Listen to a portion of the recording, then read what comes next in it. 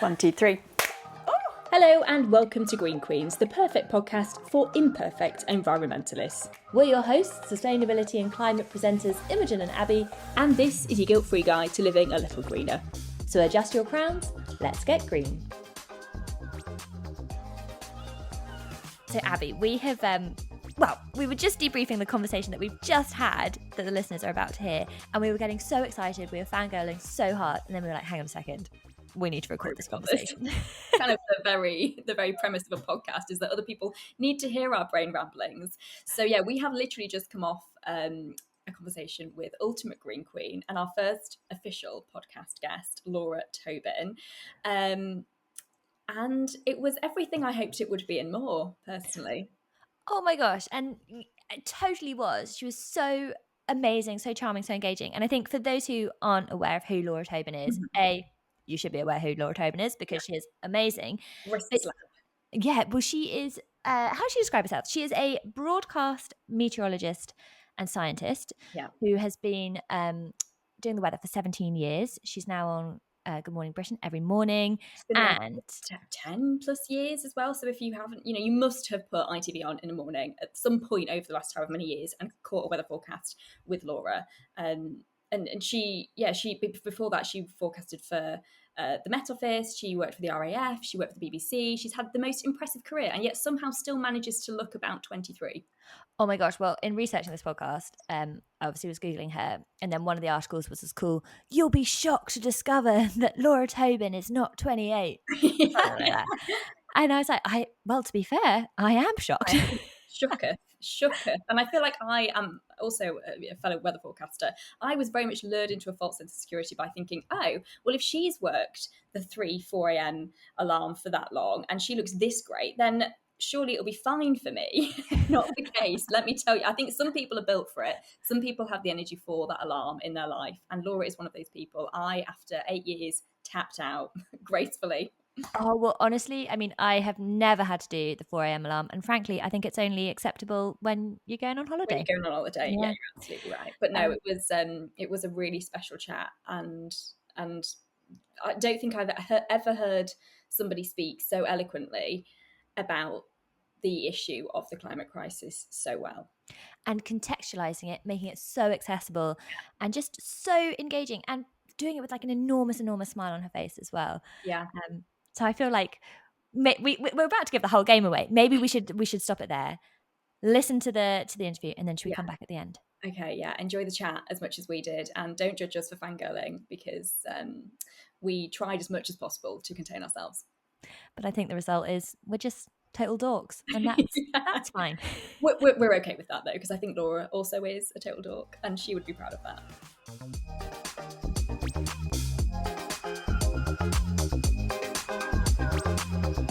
Welcome to Green Queens. Hi! Joy, our first official Green Queen guest. Thank you so much for joining us. And look, I'm actually wearing green as well. What a coincidence. Oh, yeah. You knew. Very on brand. We appreciate it enormously. We do appreciate the effort. And I feel like it was kind of inevitable that we were always going to ask you to be our first guest on this podcast, which we've been dreaming of doing for a couple of years, because you are the one person, I think, in this country who manages to bring the climate conversation into the everyday conversation so much in mainstream media, and for that we all hail you. Thank you. Well, I'm so excited you guys are doing this because it's perfect timing. Perfect timing indeed. So I guess kind of tying back to that, is that something that you would always planned to do, to kind of be this beacon of light and hope and the voice of sort of climate change and sustainability, or has it all been a sort of happy accident, do you think? For me, I just love science. So like when I had my interview for coming here to ITV, I remember sitting down and they said, what is it that you want to be able to do? What is it you want to be able to bring to the job? Prior to that, I'd been at the BBC for 5 years. Prior to that, I'd been a forecaster at the RAF for 3 or 4 years. So different kind of, different types of forecasting. And I was saying, I just really want to be able to educate people to the why. My pilots used to come in and they'd go, we want to fly tomorrow morning, but here there's going to be fog. And I'd say, well, look, if the cloud comes in and the temperature stays up and it doesn't drop, you won't get fog. But if you have clear skies, the temperature will drop and it'll be foggy.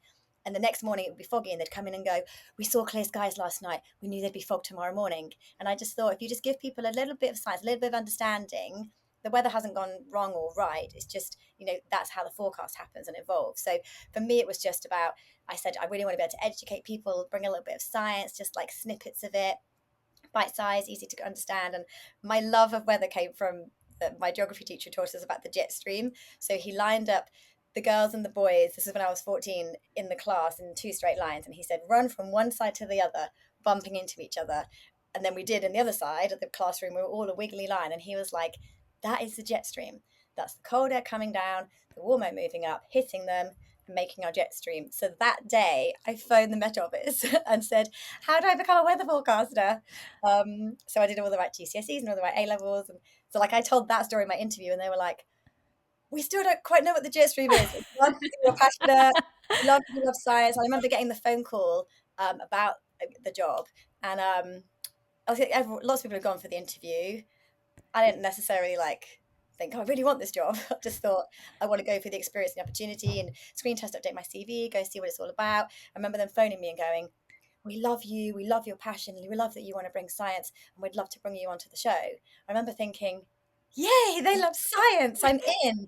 They didn't go, oh, your screen test, you look gorgeous. Not that I thought I was gorgeous, but they were like, we want you because you want to bring credibility to the weather. And I was like, good, I'm in.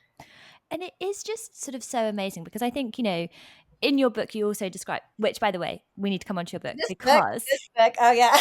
Oh, just here's what I had prepared. I just happen to have it. It's so wonderful. And actually you begin by telling that story about the jet stream. And as I was reading it, I was like, I've never understood it before, and now I do. So it's incredible. So thank you to your geography teacher when you were 14. But I think what really struck me is that you say in that book that we love talking about the weather as a nation. I think you said that 9 out of 10 of us will mention the weather at least 3 times a day. But it's also perhaps safe to say that we don't love talking about the climate, and maybe more specifically, we don't like worrying about the climate. And so I wonder how you've managed to kind of bridge that gap between being really, really informative, providing people enough information to understand why things are going on, but also ensuring that people are taking this seriously enough without being super depressed. Yeah. How on earth do you do that? So, right, I think it started years ago here. We'd have an extreme weather event. There just would be an extreme weather event. And I would say, oh, I've just seen this record rainfall in, Pakistan, we should talk about that. Or I've seen these record temperatures in America, we should talk about that. And it would happen every couple of months, and the newsroom would be like, that's great. Yeah, that's a good story. Let's do that. And then over the years, certainly in the last 5 years, that's happened nearly every day. I could go to the newsroom and go, hey, I've got a record this, and I've seen some extreme weather, and I've seen this. And it got to a point a couple of years ago where they were kind of like, oh, you're kind of giving us too many of these stories now, Laura. We can't cover all of them. How inconvenient. Yeah, because actually it becomes less newsworthy. We want to be able to report all of them as forecasters and people who love the weather. But if I said every single extreme weather event that happened, I literally could do it every single day. And by doing that, it wouldn't have the impact for people. They'd be like, oh, another one. It'd be like water off a duck's back. So actually, you have got to pick and choose the extreme weather events that are maybe going to, if it's a holiday destination that people go to, then they think, oh my goodness, I go there. When there were floods in Spain, it's going to have much more impact to the British viewer because they're holiday destinations that they've been to. But floods in the east coast of Africa, where people don't really holiday, it probably could be worse. It could have more impact. There could be more death toll, more financial impact. But people are going to care less because they can't feel connected to it. So for me, it was kind of choosing the best, worst weather, if that makes any sense, and just making sure that when I spoke about it, it would resonate with people. But that doesn't mean it's always close by. We had a story at the end of last year about the Amazon basin and about how it's dried up and communities can't get food and supplies that they need. But then that's kind of like a heart story that touches people's hearts. So for me, it's just been, our newsroom have been really good in letting me every now and again put these extreme weather events in, and actually you join the dots. I talk about them more often because they're happening more often. So for me, it's just reporting the facts and the science. But I do feel like I'm like the doom merchant, the bearer of bad news. And often I'll be saying at home, I'm just preparing for an item on climate tomorrow to my husband. And I'll be like, he's like, oh, and again. And I was like, oh, we just had the hottest January record. He went, but didn't you say that last month? And then the month before and the month before. And I'm like, yeah, but that's the point, you know?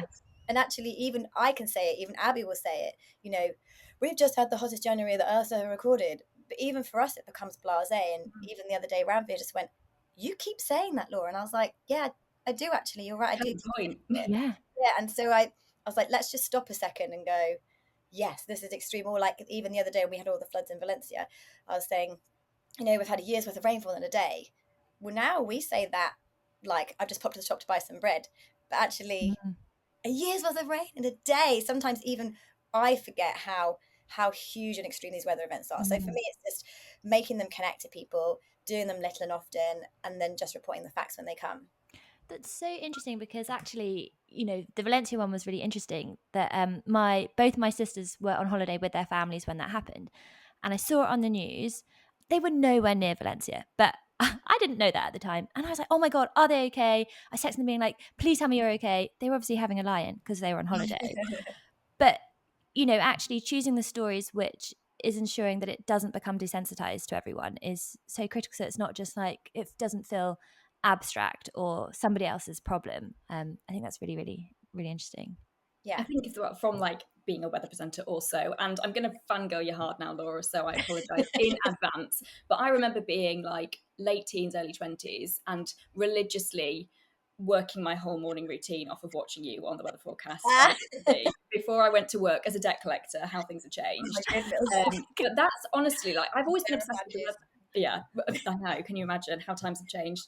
Always been obsessed with the weather, very outdoorsy. Never really thought of myself as ever doing a job like this. And I'll be totally honest, it was seeing you. I think, again, it's one of those you have to see it to believe it. You were like petite, young woman, so energetically talking about something that you loved. And it was kind of like infectious to watch. And the fact that however many years on, 10 years on potentially, you're still here doing it with just as much oomph and energy is so admirable, and all hail because like honestly, yeah, you're blushing now. But do you think also like the fact that you've been doing this for so long, and like you say, can be a bit doom and gloom, can feel like quite a lot of responsibility, was writing the book a sort of your way of feeling like you were perhaps taking control of that a little bit and trying to do your bit and make a bit of a change? Yeah, because for me, I love weather. That was the first and foremost, and it's still my sacrosanct. Every day I have my weather duration, and if I have to talk about something, I'm able to talk about something else, I will never take my weather time away. Some people just will say, "Oh, she's harping about climate change. Just get on with the weather." Well, Yeah. the weather time I never sacrifice, but for me, it's just telling those stories, like you say, but just I still love weather. And it's something that I've always been passionate about. But then progressively over the years with more extreme weather events like we're talking about, just connecting the dots. So I think even like 10 years ago, people would go, yeah, but is it that bad? Well, they don't need to go through that anymore. We know it is. Then it was, is it us? Well, actually, now we realise it is. And like kind of don't have to argue that point too much. And then I guess like 5 years ago, it was like, can we do something about it? And I suddenly thought, do you know, I don't have to be so negative and say, there's this flood and this extreme temperature and this drought, you can do like lots of little things. So the kind of line was, no one can do everything, everyone can do something. And when I first started writing the book and researching the book, it was going to be called 101 Ways to Save the Planet. And then I got to like 120 and then 140 and going up. So like they ended up like 220 or something ways. And I started trying to I thought I was quite good, and then I was like, I'm not. And then tried to implement more things at home. My husband would be like, "What Greta idea have you got this week?" And I was like, "We have to get rid of all plastic from the bathroom." But it's such an incredible book because, and we were chatting about this before we hit record, that you have these incredible explanations in there that are so simple, so succinct. You could just chuck them out when you're talking to a friend at a pub or whatever. And then you have like an incredible statistic that's really easy to understand. And then you'll follow up with a comment like, well, a turtle's diet is 74% plastic. That seems a shame and a bit silly. And you're like, yeah, it is. So it just kind of brings it home to like, this is why we're doing some of these things. Yes. And these facts, there's a lot of stuff that I think many of our listeners will be kind of familiar with. For example, reducing plastic in the bathroom or reducing food waste and things. But I absolutely adored the chapter on technology. And there was one fact where it totally blew my mind. And I think it was Ronaldo one. Yes. Yeah. Oh my gosh. So I think the fact, I've got it written here.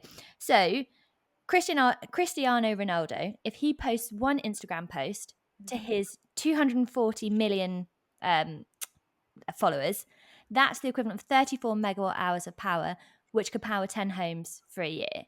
Yeah. And I feel like that fact is going to make me get off my phone and send fewer emails above and beyond anything else. How many followers have you got? I mean, I have a piddly sort of couple of thousand, but more like the to stop your sort of self-scrolling and actually realizing that that's scrolling and the impact on data centers and cooling, that has an impact. Yes. It totally blew my mind. It was astonishing. And I think that's it. People are really quick to finger point at things that people do that are bad, that use energy and emissions. But it's so easy to think driving a car creates emissions at the back, turning on your heating uses gas. I think the concept of that is fine with us, but actually it's all those other areas like clothes. I know we'll chat about that later, but technology. I just think that I had no idea how consuming technology was. If you can clear all of your emails, every time you open your emails, it draws them down from the cloud. And those data centers are massive. And they're putting some of them, because data centers use loads of energy, and then they get really hot. They're putting some of them in the Arctic, and then they're making these really cold environments warmer, putting some of them under water, apparently, to try and help to cool them down. And we're only getting bigger and bigger. Obviously, AI is massive. AI wasn't even a thing when I wrote the book a few years ago. That uses so much energy and it creates so much emissions, and that's just going to keep growing. So yeah, it's incredible to think what our eco footprint is from just all of our tech we use. Yeah, it really is mental. And this is like we said, what the book does so well. And I think Imogen and I will both say that we think we're pretty good and we think we live our lives in a very kind of climate conscious way, but there is literally something for everyone. I did have a mild meltdown when I walked into the bathroom last night, so I will be sorting through things. I'm going to write the list, I'm going to go through what I need every single day, and I'm going to start using up some of the stuff that I do not need anymore. Yes. Yeah, that's my to-do list. All those little shower, when you go to a hotel, you go, I'll take those. Don't take them. We don't need them. But if you have them, use them up. Like ages ago, Boris Johnson says something like, the best thing you can do is go out and buy yourself a kettle. No, it's not. Buy a brand new kettle that's more environmentally friendly. When your kettle dies, buy a new eco kettle. Don't ever buy anything unless the thing you have dies. Our car died. People are like, oh, you drive a diesel car, but it works. Yeah. I'm going to just buy a new car, which itself creates a footprint. So yes, I just use everything down in my bathroom, and then slowly over time, my bamboo toothbrush, my toothpaste tablets, all of my plastic packaging is all gone, and my refills, same as you, Abby. So yeah, and it smell fine. I mean, I've met you face to face, Laura. I can vouch for the fact that you do not stink. Smell absolutely divine. Smell as good as you look. I have this eco deodorant that everyone's always really suspicious of. So it's like a cork base, and it's like a crystal stick. You just dip the crystal in water and then you use it, so that it kind of goes down and down. I've had it for like 2 years. It feels very spiritual. And then at the very end, you just kind of sprinkle the cork in the ground. That's incredible. Amazing. Yeah. I think the thing is that, I feel like when people start to adopt more sustainable practices in their everyday life, they're either of the assumption like it's a really expensive, bougie way to live your life, or you're totally wearing a hair shirt and you can never have luxuries ever again. And I feel like what you do in your book is show that this is actually quite simple to adopt. Like, yes, you kind of have to build it up over time, but ultimately all of these things will save you money as well. There's multi-wins. So I went to, and this is another talking point, I went to Svalbard a few years ago with GMB. It's an archipelago in the Arctic. It's warming faster than anywhere else on planet Earth. We went and we found out that it was warming 6 times faster than anywhere else on the planet. And we had new stats about the temperature rise. And I met this lovely guy called Kim Holman, who worked at the Norwegian Polar Institute. And he's this amazing scientist. And I remember him saying to me that he gets really frustrated when people say the sacrifices you have to make for the planet. And he said there is no change that anybody can make that is going to be bad for them or bad for the planet, because the change you make will ultimately be better for you and everyone in the long run. Like even my little eco stick, that cost £15. That's a lot of money, but 2 years later I still got it. So if I'd have bought my individual ones and thrown them all away, so I just often have him in my head, just think, yeah, the change with me. Like I walk with my daughter to and from school. It's quite a busy road, and if everybody else drove less, we wouldn't be breathing so much pollution. But we look at ladybirds, we litter pick on a Friday when we come home. It takes us ages to get back, but it's a really lovely chance for us to, it's free to walk, it's sort of fresh air, we get to chat. But, there are so many multi benefits. I think that's what people need to realize, that I'm never going to go, you mustn't do this. They go, oh, you flew there. Yeah, but I flew there on economy as well, and we offset our flight for what it's worth. we told a really important story about how the planet is warming, and we showed why what's happening in the Arctic matters to everybody. And so many people came to us afterwards and said, oh my goodness, we didn't realize it was just so bad. It really made us think, oh, my school has made all these plans. And then since then, loads of reporters have gone and reported on it, because it made people like sit up and listen. So, we think really carefully about everything we do. And, it was a bigger positive impact on the planet than it was negative. And I think that was something that Abbie and I have been talking about, because you're operating in the sphere where you're telling these really important stories, but you are in the public domain. And as such, do you feel that sometimes your actions are scrutinized, or you're sort of held to a higher account in some respects with regards to the planet? Yeah, anything I will do. And I will always read at the bottom of Twitter/X when it says, this comment might be offensive. Do you want to read it? I think, yeah, I'll read it. Because if I've done a climate piece, I feel like it's really important to know what everybody thinks. People who don't believe in climate change or think what I'm saying is wrong. I'm only stating facts from scientists. There's no agenda there. But I always think it's important to address what they think, see what the people think, and then address it. But they'll also go, you flew here to do this, or you said that, or you're harping on about climate change, or you told us to do this. I have never told anybody what to do, and I'll never tell anybody what to do. If we've got an item today, we had an item about washing your clothes, and Kate was saying how often she washes her clothes, and I said, but if you washed your clothes less, you would use less water, you would use less energy, and you'd be stopping putting microplastics into the water system. She was like, oh yeah, I was just giving advice. So I just think, it doesn't bother me when people say things that are really offensive. I feel like in this country, they're a bit mean, but not really bad. Like in America, there was a weatherman who, did the same as me, did his weather forecast, but tried to add climate change into lots of his content. And he was having death threats. People said that they were going to come and get him and his family. And he ended up having to leave his job and move because it was so stressful for him. And actually, I have like a world weather WhatsApp group. I have different weather WhatsApp groups I'm part of, but one of the world one, Jill, a lady who runs it from Belgium, she was asking everybody what it's like in their countries. And it kind of depends on the government, and it depends on what people's beliefs are on climate change. Some people have lots of abuse, and some don't really get any. But it's just really interesting how it's quite different. And I just think, I don't really mind if somebody isn't happy or thinks I've done something, as long as I know that what I've done is right for me and the planet and for the audience. And the majority of people are really great and really kind. And when I go to places, people went to awards a few nights ago, and then this lady was like, oh my goodness, I love you. I love that you talk about science, and I love that you talk about it all the time. She's like, we do it at our school and you're just so great. And I'm like, yay, this is why I do it. And I think the fact that as a country we are perhaps slightly more open to having these conversations is because it's been gradually something that has been fed into us because of people like you who have brought it into the mainstream media in the general conversation for the last decade. It's not been something that overnight, all of a sudden there's been a big agenda, okay, let's start talking about it now. It's gradually something that's happened. And so we are a little bit more open to it. Naturally, there will be people, I guess, that still are not up for the conversation, or that are climate deniers. But I think you actually have a huge part to play in the fact that as a country we are kind of better at doing it, which sorry, I'm fangirling hard, I'm going to stop. You mentioned the award ceremony that you went to the other night.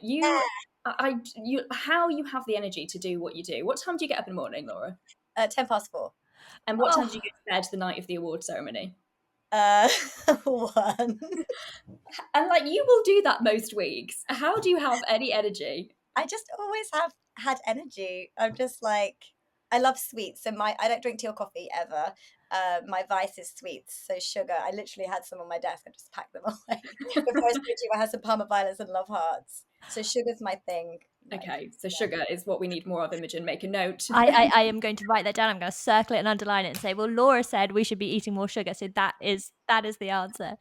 But it's such a glamorous life as well. A lot of people think working in the media industry is glamorous, and there are elements of that. There's also the 3-4 a.m. alarm, which is not so glamorous. But when you go to these sorts of events and they're dripping in celebrities and, potentially never really planned with the climate in mind, do you sometimes feel a little bit uneasy about things that go on when you're at these sorts of events? Well, luckily I didn't go to, there was a big event earlier in the year, and it was sponsored by Shein, and I was like, oh my goodness, I'm so glad I'm not there. I just stood on the red carpet in front of a sign saying that, and I just made me just kind of go, ugh. But yeah, you're right. I know like everything that's going on at the moment, whether they say whether they're going to have the Oscars in LA because of the wildfires, and whether people should embrace it or not because it's just so opulent. But I know that lots of the awards ceremonies, everything is scaled back, basically largely because people just don't have the money they used to. So it's these two things go hand in hand. So yeah. And you'll always be there kind of repping something secondhand or wearing something rented. You're not going to be there promoting fast fashion, which I think is just, subtly a really great way of being an amazing role model. And even in the last few years since I've been doing it, like we've hired for events for years and years and years. And the dress I wore was hired from her, nice Nadim Rabi. And anytime I walk past somebody, they went, "I love your dress." I said, "It's hired from her. It's hired from her. It's hired from her." And everyone's like, and then if I was like chatting to someone in the bathroom, I was saying, "Oh, it's like £55 to hire, but it would have been over 200 if you would have bought it. And it's such a nice dress, you probably wouldn't wear it again." And even having those conversations, and then they're like, "Oh my goodness, yeah." So just trying. Yeah. Well, there's been a few sort of influencers that I follow who have these like astonishing handbags. And I'm like, how on earth are they affording these like extremely incredible handbags, which admittedly will last them their whole entire lives, but are so expensive? And then they've been hired specifically for holidays or specifically Oh for wow. events. And you're like, actually, there's so much excitement that can come from that, variety of sort of curating an outfit specifically and using all these sort of rental platforms. But I think there's also so much pride when you find something secondhand or rent it, like so much more pride than if you buy it firsthand anyway. Yeah, people go, "Ooh, wow." So that's what I did last year. Me and Debbie dressed as a wardrobe. She's really cares about the planet and the environment, and we're very lucky. I guess I would say, I don't know, probably a quarter of everyone's wardrobes are stuff that they've had for a while that they love, they don't want to get rid of. Half of it is stuff that we just probably get sent, and then it's borrowed and it's sent back to suppliers, and then maybe another, like the other quarter, is stuff that we buy. And then we have like clothes sales that goes to like a local charity for women who want to get into employment so they can have like smart office wear and stuff like that. So that's really nice. But I just was like, but Debbie, we don't need all of this stuff. And the impact of the clothing industry on the planet for like multi reasons is catastrophic. Like 2.5% of the world's emissions are flying. 10% of the emissions are from the clothing industry, not even thinking about the water that's used and the conditions that the workers are in and everything else, and the land usage, and how many there's enough clothes on earth to clothe the next 6.5 generations of people, and we're still buying more clothes. Just was like, Debbie, I don't need any more clothes. So at work and at home last year, we just wore what we have in the wardrobe. And yeah, I have a big work wardrobe, but I have to have different clothes every day. And then I went to like this nice event, a fashion event at Blenheim Palace, and Debbie was like, "Oh, Charlotte's got something." So we just went next door, borrowed that like you would from a friend. And then every like quarter we go charity shopping, so we can find, top it up if we think there's anything we might want, top it up for Vinted. And then yeah, if we have an event, we'll hire it. But I realize you just need to be kind of more organized. So like when we come up to Ascot, people are very organized, so hiring your dress, hiring your hat, we just need to do it in advance. But we still get the same buzz, still get to feel like you have new clothes. And actually one thing I realized, it's also much less stressful. So I had a New Year's Eve party with one of my friends, and all the girls are like, "What are you going to wear? I'm going to go shopping. I haven't got anything. I need this, this, and this." And that would have happened to me a couple of years ago. And this year I just went through my wardrobe, found a jumpsuit I bought a few years ago, and everyone was like, "Oh my goodness, it's lovely." And I thought, I had no stress there. And it saved me loads of money. So yeah, it's been No great. brainer. And so we're just keeping it going.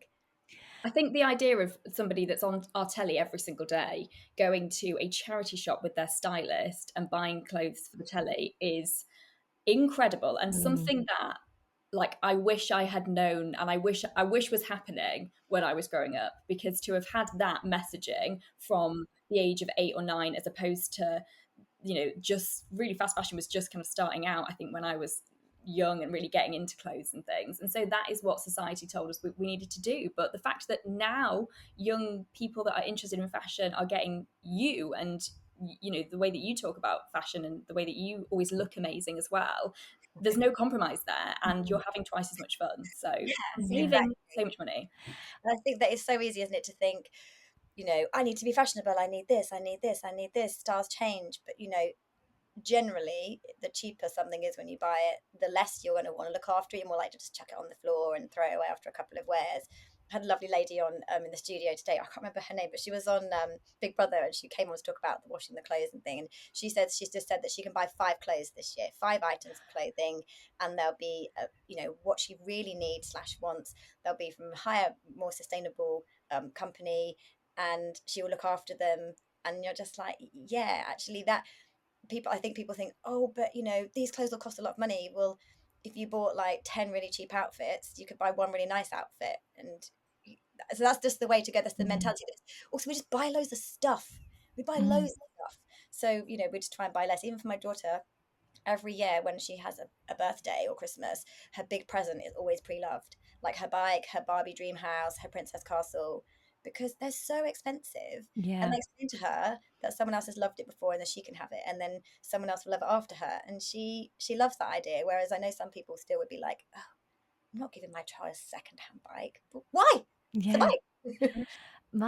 My nieces, they sent me a voice note the other day, and they were like, yeah, we've pulled our pocket money and we've done a lot of hunting, and we found the Barbie dream house, and there are a couple of bits missing, but then we found them on Facebook Marketplace. So they're like hustling for this toy that they want, and I have so much respect for it. And I mean, it is a monstrosity, this Barbie dream house that they have, but they love it, so no judgment. I was wondering if, because I think I take such joy when you find a charity shop in quite a fancy area that has got like some really good stuff. Like I walked through Wimbledon Village the other day and was like, I need to spend a day here in these charity shops. But do you have any particular boroughs of London perhaps, or areas where you're like, these are the charity shops you want to go to?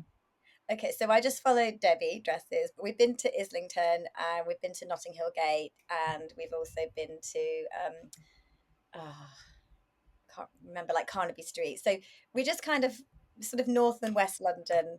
Yeah, she says we're going to go to Windsor soon because they should have some fancy stuff there, right? Yes, we should do a little girls' day out. Hit the charity shop. Two of the fancy charity shops, I think. Yeah, definitely. But You then can imagine. sorry, carry on. No, go on. What were you going to say? Even then, when we were shopping, we found this lovely there was a cancer research shop in Islington. They were super lovely. We messaged them and said, do you mind if we come? We had to film us doing some bits. And they were like, no, that's great. And then pulled loads of clothes. And then I was like, oh my goodness, there's so much great stuff. And then even then we were like, but we don't need to buy lots of things just because it's here, just because it's cheap. We just need to buy what we think we'll need. And also we were really conscious not to go, look at my haul. The haul's not good. Just buy sensibly, even when we think we're sport for choice, because you still have to end up wearing it at some point. Yeah. Do you think that sort of that idea of the haul is changing? Because I feel like my Instagram has definitely changed in recent years, of like you'd have these sort of enormous gifts or whatever. Are you sensing this gradual shift to things that are slightly more curated, a bit less of things? What's your sort of observation there? I think so, but I don't know whether that's just down to a cost of living. And I just think that people having lots of stuff makes other people think, oh, look at them, they're showing off, or it seems unattainable. So I just think actually it's not cool to have a haul. It's not cool to look so opulent, and actually being slightly more thrifty, like you say, Abby, is a bit more fashionable. And it's not so like, oh, you have something second hand, you look like you smell like a charity shop. It's like they're completely different nowadays. It's so much great stuff. Yeah, there is so much great stuff, but it is, like you say, very tempting, because you think, oh well, I'm doing a good thing because I'm buying from a charity shop, and this is clothes that are already here anyway, so I can just buy loads of them because it's so fun. But I think you do still have to practice an element of like control and restraint, and also like try and just tie that into every other aspect of your life. Like, just because things are slightly better for the environment still doesn't mean Stanley Cups, for example. Have one, Brill. Don't have 100. You just don't need 100 Stanley Cups. But I think that sometimes that's where like the messaging gets a little bit lost, because somebody might have seen somebody talking about how a refillable cup is a great thing to have. So people have kind of taken the inch and gone and ran a mile to 100 different Stanley Cup shops. But we feel like we're digressing down the Stanley Cup route. You're right. Charlotte has one water bottle. She asked for a new one the other day because she's had it since her birthday in July, and I said, no, it's still working, it's not broken, you're keeping it until she's probably going to smash it on the floor now. She understands about being conscious and sustainable, and she's funny.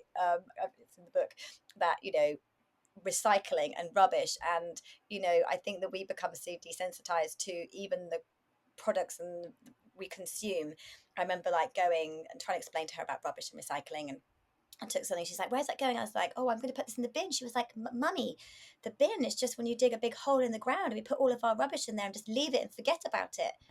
And I was just like, oh, yeah, why have we never, when we throw away is not a place. Throw away is into the earth, or burning it that goes into the atmosphere. So I there's think all it's types of out of sight, out of mind, isn't it? yeah, But then, like it you can't know, be recycled. I have to throw this away. And then, so you try and be as circular as you can, not by I like, mean, kids never lie as well, do they? Like, they say it how it is. And you mentioned Charlotte so much in your book, and she's featured in there so many times, and it is the most adorable way to drip feed your daughter into this. But also, like, I wonder how much your mindset changed when you perhaps thought about starting a family and then actually did welcome this beautiful little girl into your life.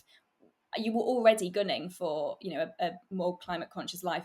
Do you think that you really put your foot to the floor because you really wanted to protect the future for her? yeah, so it was while I was writing the book, that's when I went to Svalbard.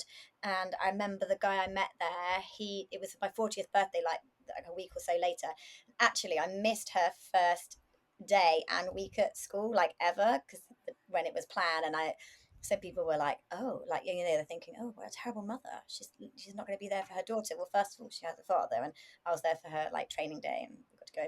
But going to Svalbard and seeing what was happening there was bigger than her, bigger than one person, because going and seeing that story means I can help her to save the planet that she's living on, and all of her friends and the next generation were living on. And I met this guy, and he had arrived 40 years before, and we stood on this gravelly bit of ground.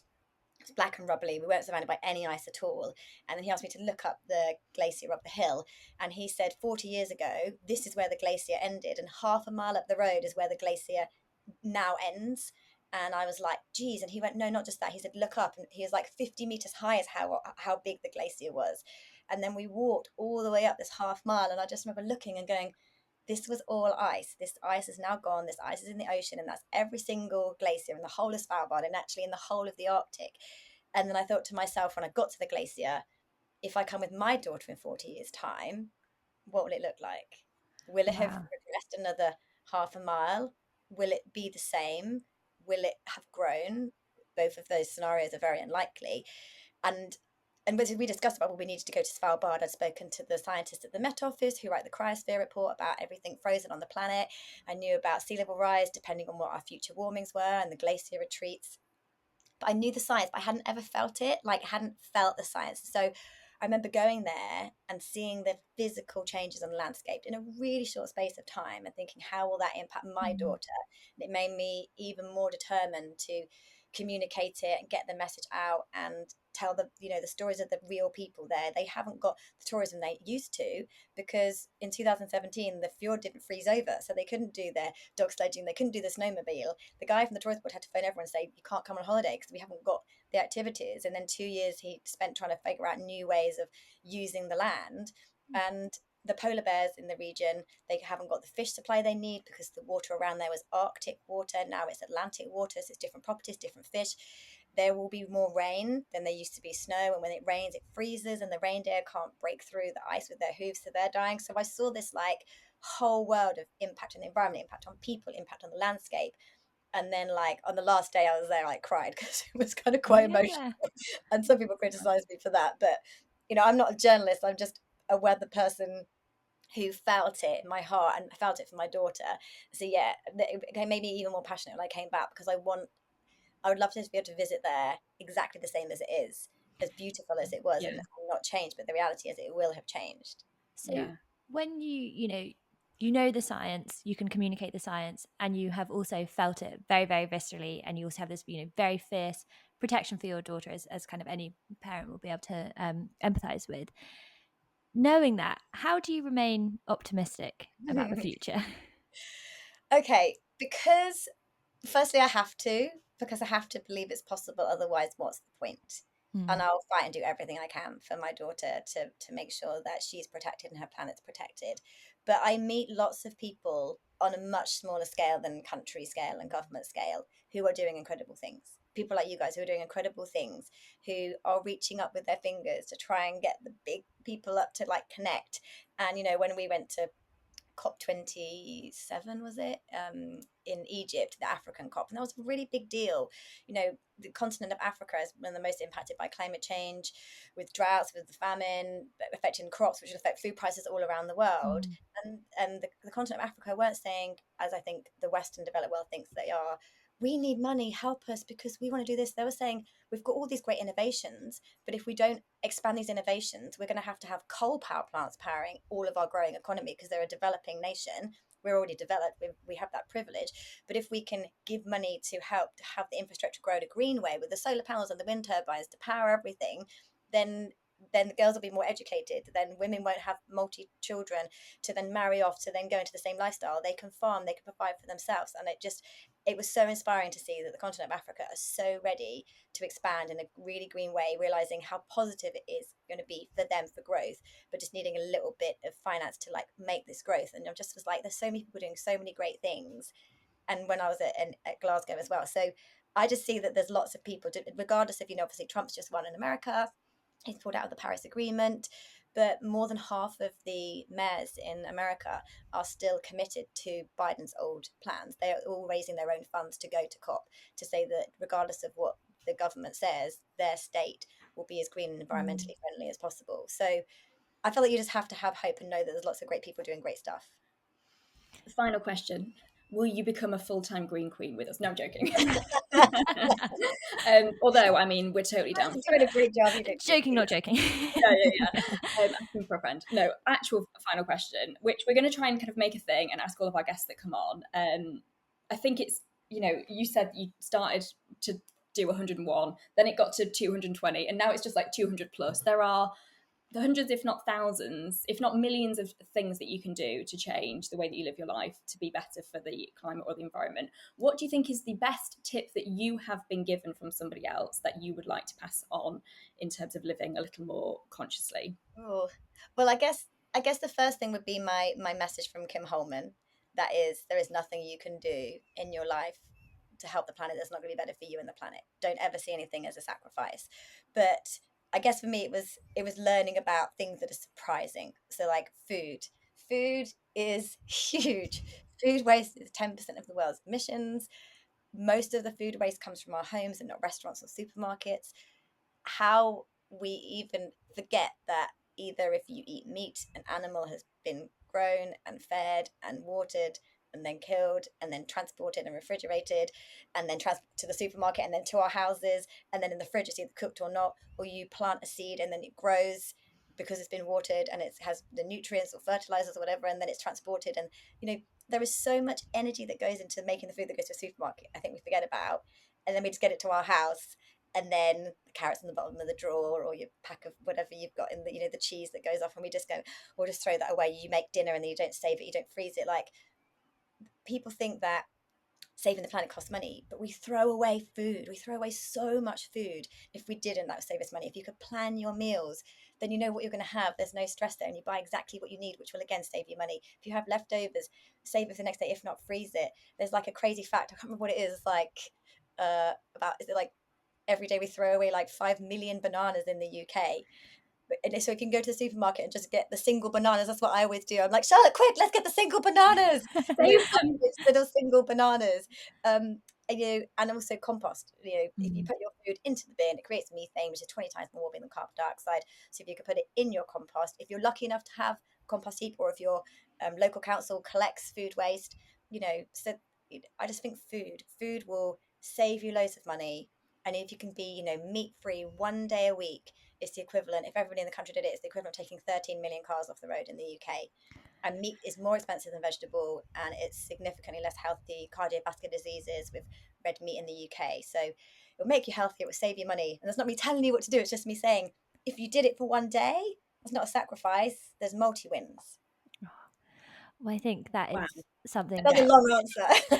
No, but an amazing answer, and especially because like food is not an abstract thing. It's something that we all go to the supermarket, and we have all been guilty of putting something in the bin and being like, and if we were putting money in the bin, we never would do it. So I think sort of making sure that we're having that very, huge connection between effort gone in, money spent, creating waste, as well as obviously the emissions associated with that as well. So I feel that is a perfect note to end on. And although we could literally chat to you, like, I was going to say all day, but for every day for a month wouldn't cover it. I have so many more. I have a captive audience. This is great. we both did have a chat before. We were like, okay, we can't fangirl too hard, but we probably will, and we have. Oh, I've really loved it. Thank you.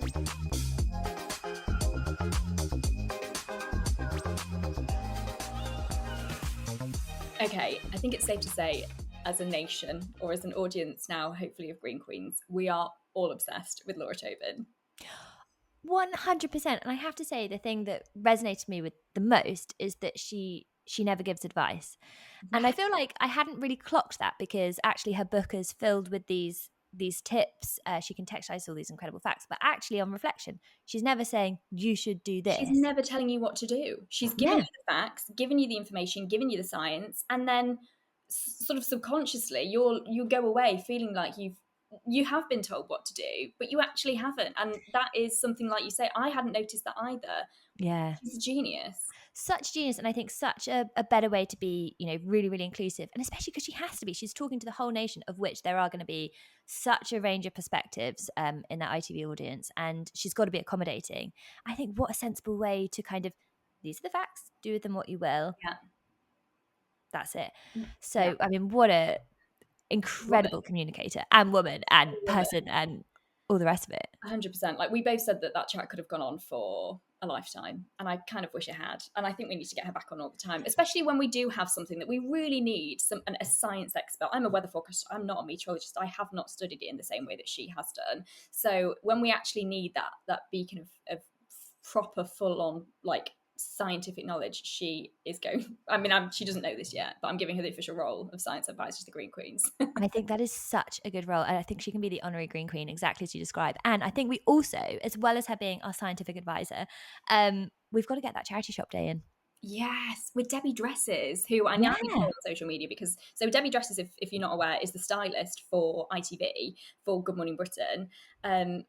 And as somebody who, like, I am a hardcore TV, radio, like, geek, fan, nerd. I've wanted to work in this industry my whole life, and I do work in this industry, and I never take that for granted. And walking into any dressing room, I still find totally fascinating. But because my whole career has been at the BBC, I've spent very little time, if any, really, in or around ITV. So to get a little insight as well, for that to be recorded in her dressing room, for me, I was like, yeah, look, if you could just move your head aside, if you just take me into the studio, like, oh my God, I was fangirling so hard just at the fact that we were just backstage at the White City Studios.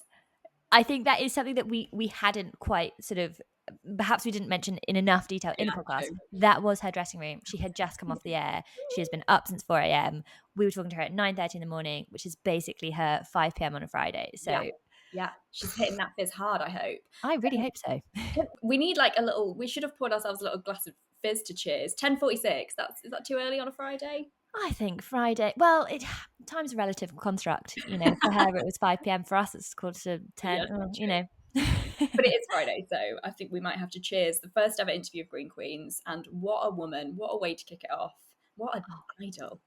What an idol! And I am going to go very far down a rabbit hole of stalking her. Many, many incredible reels going into all sorts of different bits of the weather on Instagram, for sure. Yeah, but I mean, we hope you enjoyed the chat as well, because, this was the first time that we've kind of done this, brought this interview space into Green Queens, and it's something that we're going to be doing a lot more of. So if you have any suggestions of guests, then we've already got a list as long as our arm, but we may as well extend it down our leg as well. So send any suggestions and let us know what you thought of our chat with Laura. And if this is the first time you've ever heard of Laura as well, then check her out. She's on all socials. She's on ITV Good Morning Britain every single day, and she is just a wonderful advocate for everything that we want Green Queens to be.